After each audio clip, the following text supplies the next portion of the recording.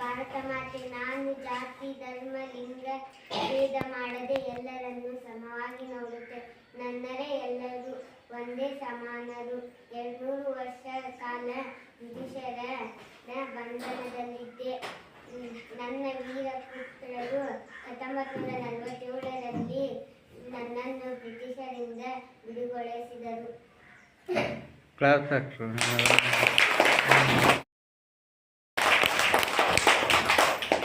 ನಾನು ಜೀಜಾಬಾಯಿ. ನನ್ನ ಮಗನಿಂದಲೇ ನಾನು ಹೆಚ್ಚು ಪ್ರಸಿದ್ಧಿಯಾಗಿರುವೆ.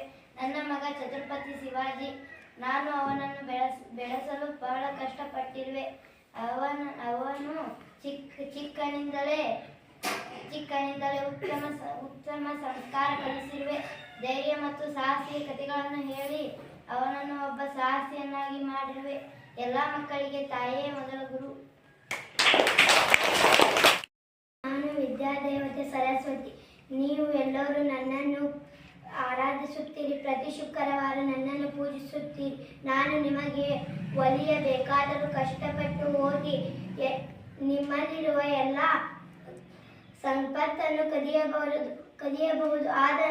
ಆದರೆ ನನ್ನ ಸಂಪತ್ತನ್ನು ಕದಿಯಲು ಸಾಧ್ಯವಿಲ್ಲ.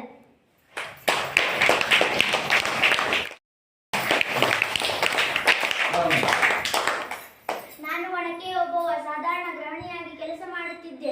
ಅಂತ ಹೈದರಾನ ಸೈನ್ಯವು ನಮ್ಮ ದುರ್ಗದ ಕೋಟೆಯನ್ನು ಪ್ರವೇಶಿಸುವುದನ್ನು ನೋಡಿ ಸಹಿಸಲಾಗಲಿಲ್ಲ. ಊಟ ಮಾಡುತ್ತಿರುವ ಗಂಡನಿಗೂ ಸಹ ತೊಂದರೆ ಕೊಡದೆ ದುರ್ಗದ ಉಳಿವಿಗಾಗಿ ನಾನೇ ಒಣಕೆಯಿಂದ ಶತ್ರುಗಳನ್ನು ಕೊಂದು ಒಣಕೆ ಒಬ್ಬವ ಎಂದು ಹೆಸರಾದೆ. ನನ್ನಂತೆ ನೀವು ದೇಶಕ್ಕಾಗಿ ಹೋರಾಡಿ ಹೆಸರು ಪಡೆಯಿರಿ.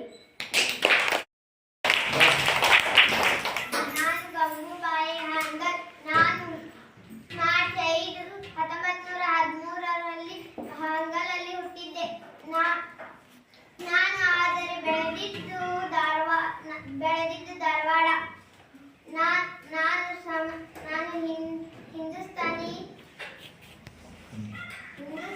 ಹಿಂದೂ ಸಂಗೀತಗಳನ್ನು ಹೇಳುತ್ತೇನೆ. ನನ್ನ ತಂದೆ ಹೆಸರು ಪ್ರಶಸ್ತಿಗಳು 1962 ರಾಜ್ಯ ಸಂಗೀತ ನಾಟಕ ಅಕಾಡೆಮಿ ಪ್ರಶಸ್ತಿ ಮತ್ತು 1971 ಪದ್ಮಭೂಷಣ ಪ್ರಶಸ್ತಿ ಮತ್ತು ಕೇಂದ್ರ ಸಾಹಿತ್ಯ ಅಕಾಡೆಮಿ ಪ್ರಶಸ್ತಿ, ಗೋದಾವರಿ ಪ್ರಶಸ್ತಿ, ಇನ್ನೂ 10 ಹಲವು ಪ್ರಶಸ್ತಿಗಳು ದೊರೆತಿವೆ.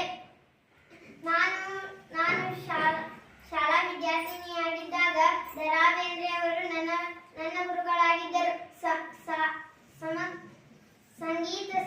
ಸಂಗೀತ ಸಾಧಕಿ.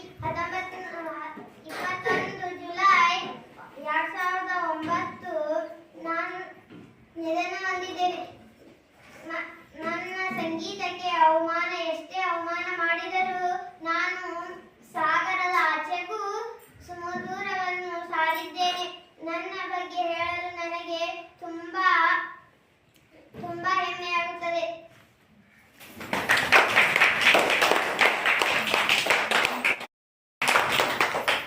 ನಾನು ಲಕ್ಷ್ಮಿ. ನಾನಿದ್ದರೆ ನಿಮ್ಮ ಜೀವನದ ಎಲ್ಲ ಅವಶ್ಯಕತೆಗಳನ್ನು ಪೂರೈಸಿಕೊಳ್ಳುತ್ತೀರಿ. ನನ್ನನ್ನು ಒಲಿಸಿಕೊಳ್ಳಲು ಹಲವಾರು ಪೂಜೆಗಳನ್ನು ಮಾಡುತ್ತೀರಿ. ದಿನನಿತ್ಯ ಕೆಲಸ ಮಾಡುವುದು, ಹೋರಾಡುವುದು, ನನ್ನನ್ನು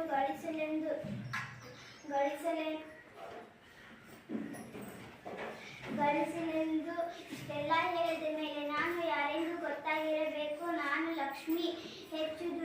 ಹೆಚ್ಚು ಕಷ್ಟಪಡೆಯಿರಿ, ಬೇಜವಾಬ್ದಾರಿಯಿಂದ ಇರಬೇಡಿ. ಹೆಚ್ಚು ದುಡಿಯಿರಿ, ಸುಖವಾಗಿ ಜೀವನ ನಡೆಸಿ.